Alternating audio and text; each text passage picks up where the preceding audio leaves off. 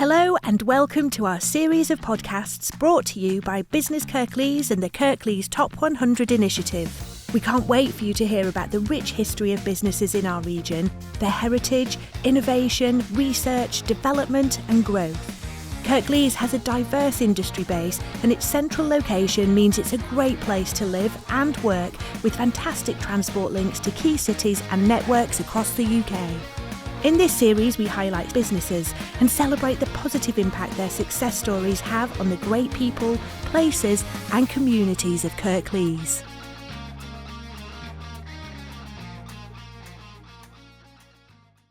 Hello and welcome to the Kirklees Top 100 podcast.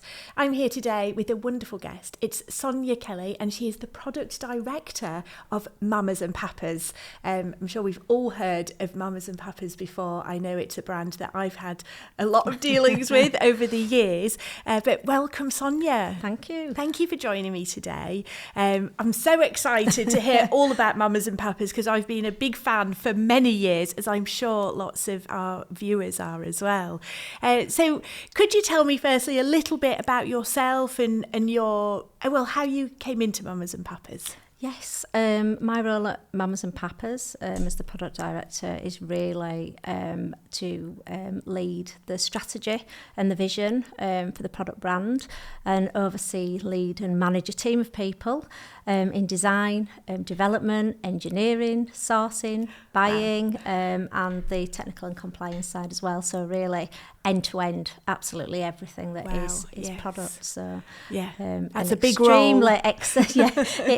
It is, but a really exciting role, and I think one, I feel quite privileged to have, really. And so you've been there actually for quite some time, haven't you? Yes, I have. Yes, I've been at Mamas and Papas for 20 years, which has been an amazing journey, obviously. Seen a lot of change over the 20 years and worked with some, fantastic people and developed amazing products. So, it's been a great journey. Yeah. And it was a journey. How did you start there? Yes, so I've always been in the nursery industry. I was developing clothing, buying baby clothing before I came to Mamas and Papas, but I definitely wanted the opportunity to apply to Mamas and Papas, knowing obviously what a premium brand it was. Everybody looked at Mamas and Papas definitely to see what they were doing every season.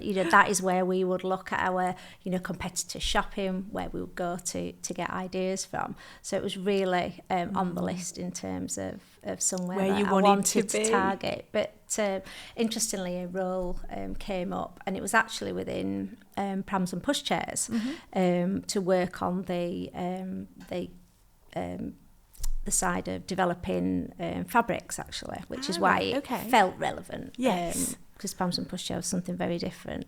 So I kind of had my little folder and went out and bought all the really fancy paper to go in and for the interview. And I went to various independents, talked to everybody. I was so excited, and everything went well. Really seemed to love me. I thought, I think maybe they like me, and actually I was turned down for that role. Oh no! I was absolutely devastated by it. I wanted to work there so much, and I think even from arriving and going into the building and being taken around and looking at the product and the premium nature and meeting the people, I was kind of hooked from day one, really. Yeah. So I thought, well, that's that. They've been very polite, as always. We'll give you a call if something comes up. We really liked you. And actually, 4 weeks later, I got the call that said, we found something that we think is perfect for you, which was developing interiors.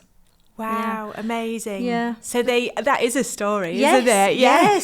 So it wasn't that they just said, oh, we'll call you. Yeah. They actually meant it and they waited for the perfect job. But what's great is that within my journey at Mamas and Papas, I've covered all of the development roles within Mamas and Papas on all of the categories. So I guess that's why I know it so well in terms of the overview, and I really understand what it is that that makes a Mamas and Papas product. And well, about that, could you tell us a bit about, for those that don't know, I'm sure everyone does, a little bit about the story of Mamas and Papas, because some people wouldn't know that it actually originated here in Kirklees. In Huddersfield, and really it's a fantastic story. It was an Italian couple, David and Louisa Scacchetti, and Louisa being an incredibly stylish Italian lady, and she could not find the right type of products for her baby daughter Amanda when she was born. So she started importing and developing products from Italy.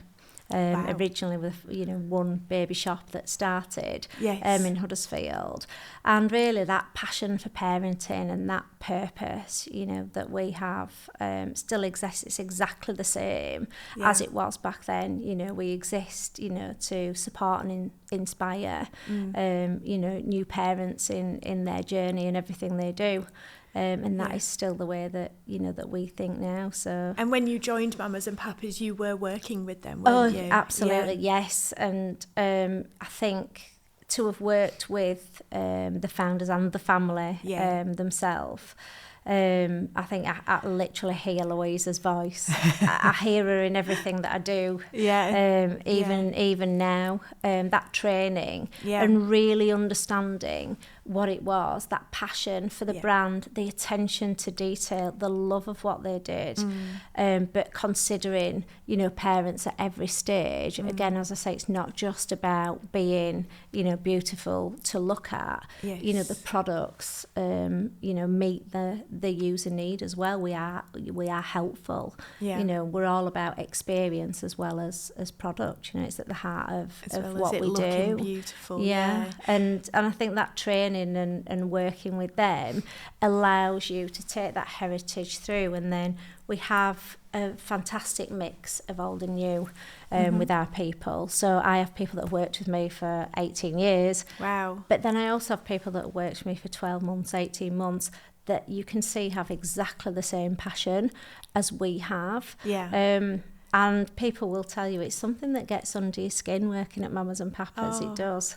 Well, you said to me, I know when we had our little meeting before, you said about you're in people's homes, if you like, at the most important time in their life, really. I mean, it's such an emotive subject, isn't it? And this is arguably the most important time of your life. Really is, bringing new life into the world, and to be able to be a part of that and to be helpful and to be on that journey has a real meaning. And it makes a difference because you have purpose. We have a purpose for the parents and for the customer. And having those people within the team and bringing then the younger generation into that team, they can see your passion, and it just becomes that culture, absolutely. doesn't it? And then the culture just, it keeps on going. And as I always say that there is, for me, I certainly see something special in the teams that we've got. On paper, anyone can do a job, should we say, or there's brands out there who try to develop and do what we do, but we definitely there's something special, and I think it is born out of the passion and the purpose that we all collectively have. We did some work on the purpose, not because we knew the purpose has always stayed the same, but in terms of just articulating that, making sure you have the brand books and all that information for new starters, so it's all there in a more structured way. And interestingly, we asked everybody to be involved in that, and to kind of bring what they thought the purpose was of the business. And actually it came back exactly the same. We didn't even we didn't have any conflict in terms of what people felt that was. You were all heading in the same direction. Heading in the same direction.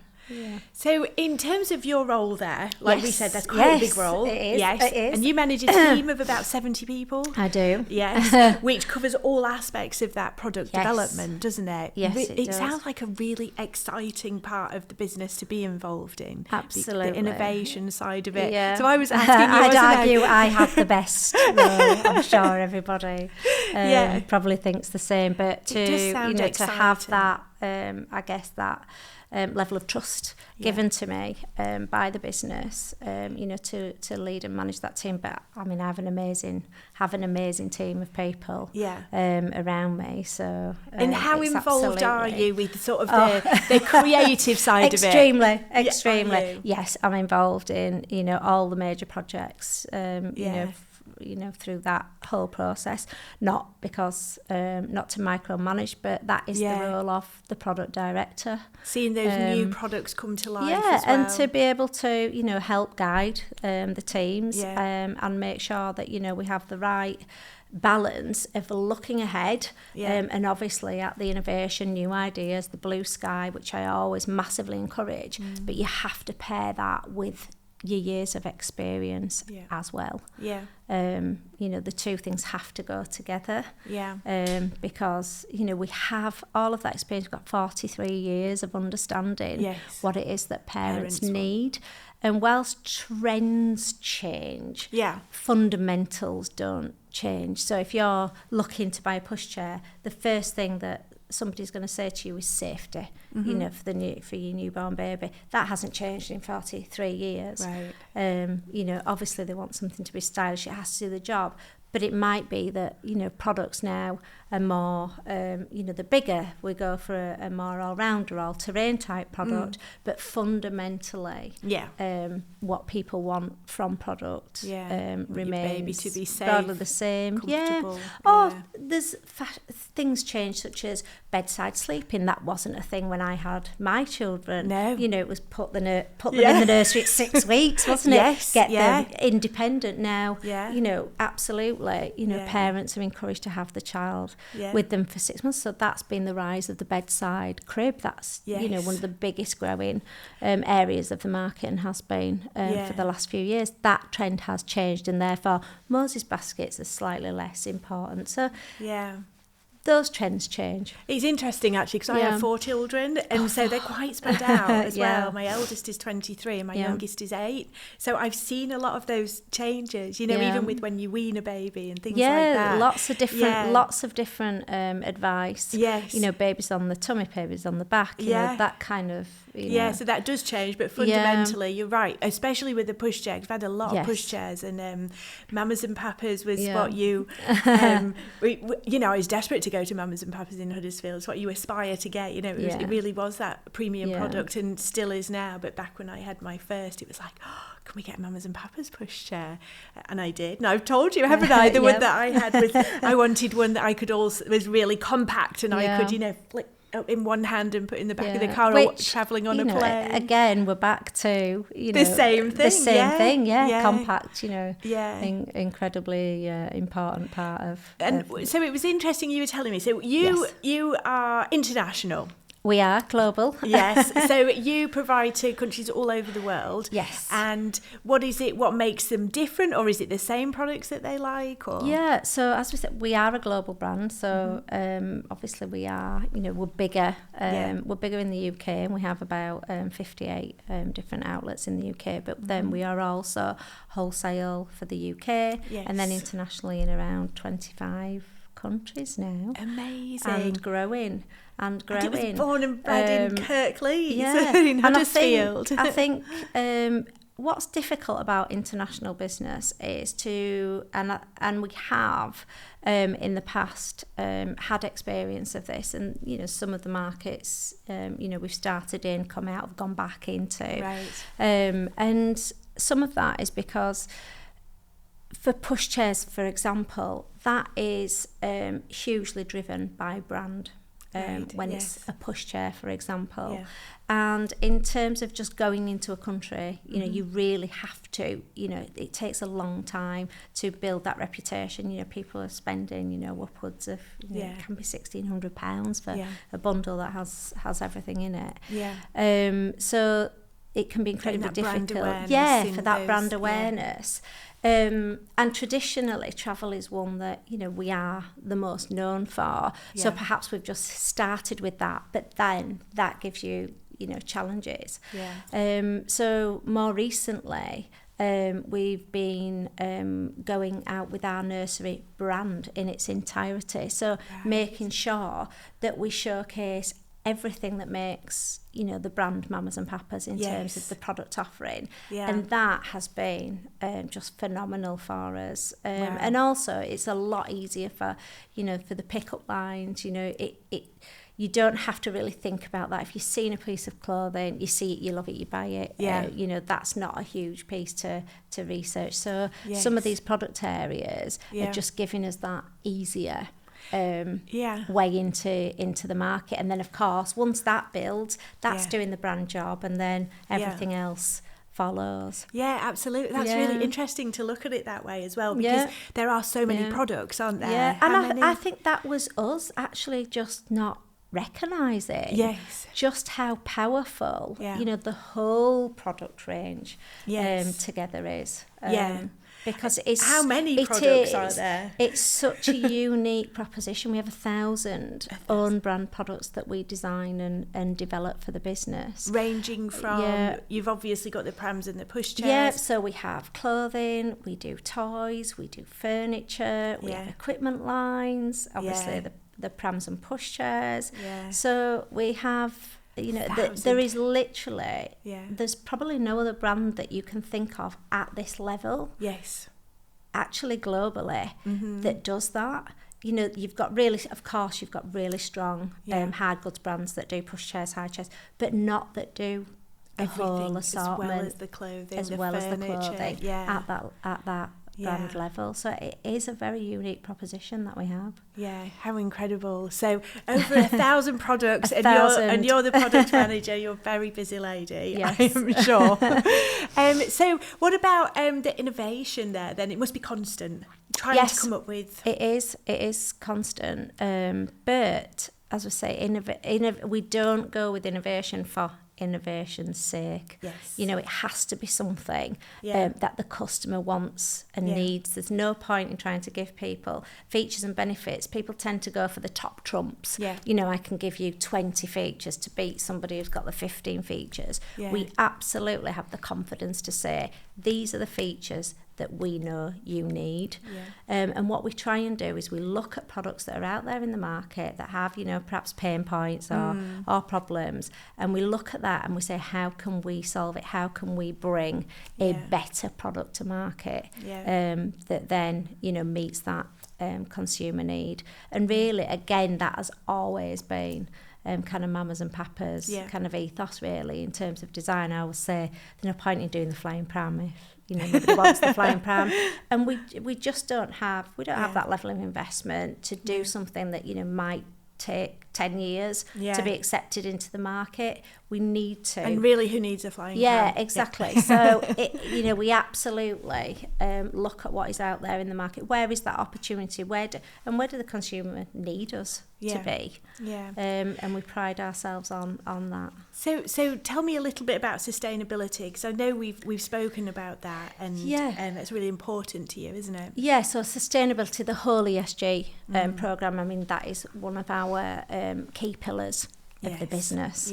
And actually we still consider ourselves to be in our infancy in terms of that. You know, we've probably since we formed the first working group, which is around 3 years now, and you know, we have done so much since that point, and now it is just part of everything that we do.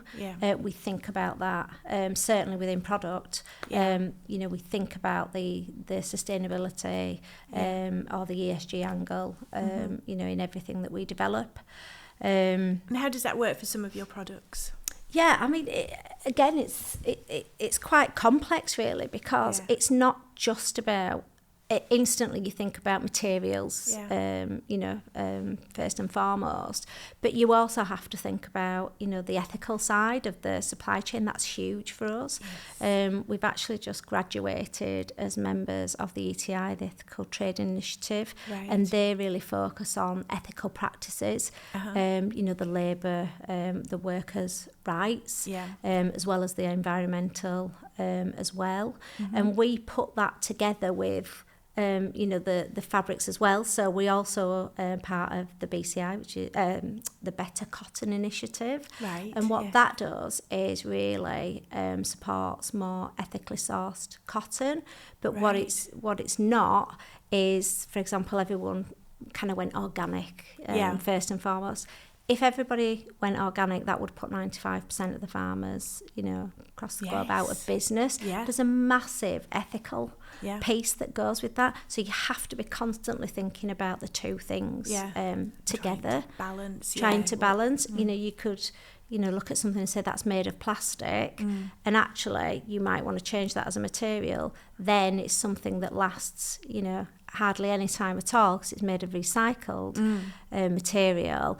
Versus your piece of plastic that might do 20 years. So again, it's constantly thinking about and being open-minded. And I think what's good about us at Mamas and Papas, and we're all supportive on each other in that we don't have all the answers. We don't say we've got all the answers. Yeah. We don't try to greenwash in any way. And, we really look and consider that full everything picture, that we're doing. But circularity, we're doing great work on that. We've got an initiative, Love for Life, which means that we're taking back pushchairs from a customer. They can bring it in. Yes. You may have something. I don't have any pushchairs now. We give vouchers. We take that from the customer. They've got vouchers to then spend in our store. We take the pushchair back. We clean it up. We give it new wheels. We give it a spruce up. We put it back in store, and we sell that again as well. So amazing. So refurbed, and then also with Oxfam, you have some sort of a partnership. Yes, we've got a partnership with Oxfam, and we've already, I think, given them 1.5 tons of baby clothing because we have boxes within all our stores. And the great thing with the Oxfam is obviously nothing goes to landfill at all, and really that's the aim. So these are just a handful, I think, of the initiatives that are happening. Fantastic to hear, and it's the way the world is going, and especially because I suppose a lot of people, they are the younger generation having children, aren't they? And sustainability is so important to, it's important to everybody, but the younger generation are so much more aware of it. But I think the important thing is that you're really open, really transparent. You don't try and say that you're doing something that you're not. It's okay to say we don't have all the answers, and we will educate our customers, with what we do know and the reasons that, we're making those choices. But I think that will only get bigger. I think the management of that is is quite big for everyone, traceability. But we're really on that journey, and as I say, it's been really exciting. Actually, it was quite overwhelming to start with. Yeah, I can imagine. Because you sit back and go, oh my goodness, almost where do you start? Yes, it's across such a big business and so many products and so many different types of fabrics and that you're dealing with. But actually, when you start to break it down, and it's just about the starting, isn't it? And it then is. You get on that journey. So talking about the younger generation, and your team and your staff, you're quite passionate about bringing in young starters. So tell us about that. You have apprenticeships. We do have apprenticeships, should I say, within the business, and we are working with the Huddersfield University and the schools. Our guy that does the talent acquisition has been working really hard with. And that's as a result of Jenny being involved from Kirklees, and really getting us connected. So we're working with the community. We're really looking, at how we can offer more, at that starting point to get people, into work as well. So that's incredibly important for us, yes. Yeah, fantastic. And that's because you are part of the Kirklees Top 100 as well, isn't it? So that's quite an achievement in itself. It is. I mean, I say I've been here for 20 years, and I couldn't I've always been proud of working for Mamas and Papas. Yeah. But we have had some really difficult times, you know, as a lot of businesses have. But, you know, the last few years have really been phenomenal in terms of the growth, in terms of the team that we've now got. The culture was always good. I'd call it great now. Yes. So yeah, it really is the best of times, I would say, and you know, I've got quite a lot of experience. Yes. But I optimistically every single year I say, God, this year's going to be amazing. Going to be gonna the do best everything year. that Yeah. I want to do. Yeah. And we just keep improving all the time. Yeah. And genuinely, I'm not sure we're ever involved in a conversation that doesn't have some discussion around how we are, you know, trying to make things better for our people. That is huge for us. Yeah. I think actually we've just had a rebrand of our HR team into people and experience. Yes. And that, again, for me, just, you know, Yeah. demonstrates how far, you know, we have moved. And so when we talk about goals and aims for the future, I know Yes.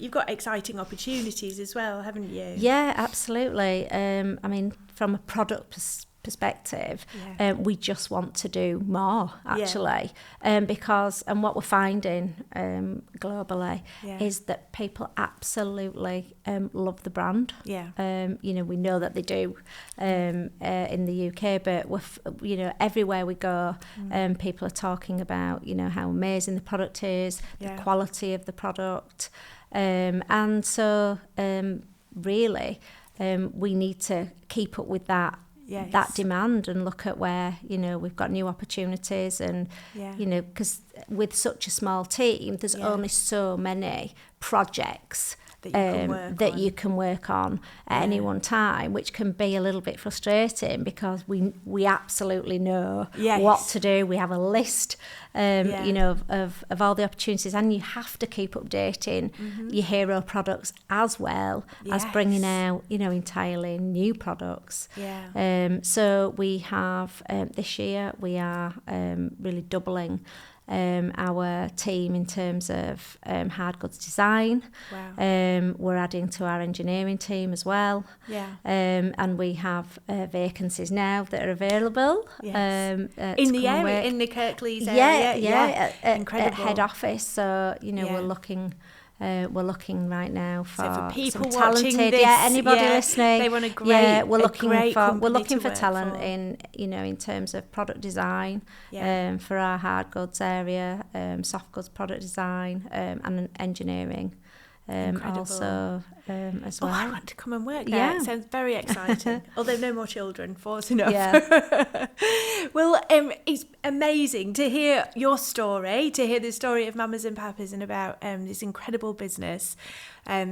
So excited. I know so many viewers will be excited about it because, like I said at the beginning, not everyone knows it was actually born and bred here. Yeah, and I think people do not realise that it is, as I mean, our strapline, born and nurtured in the UK. You know, that we're adding to our product. Because I think people just don't realise that is all done here. Done here. They do now. They do, Well, thank you so much, Sonia, for joining me. It's been an absolute pleasure to talk to you. Lovely to speak to you. Thank you. Yeah, thank you.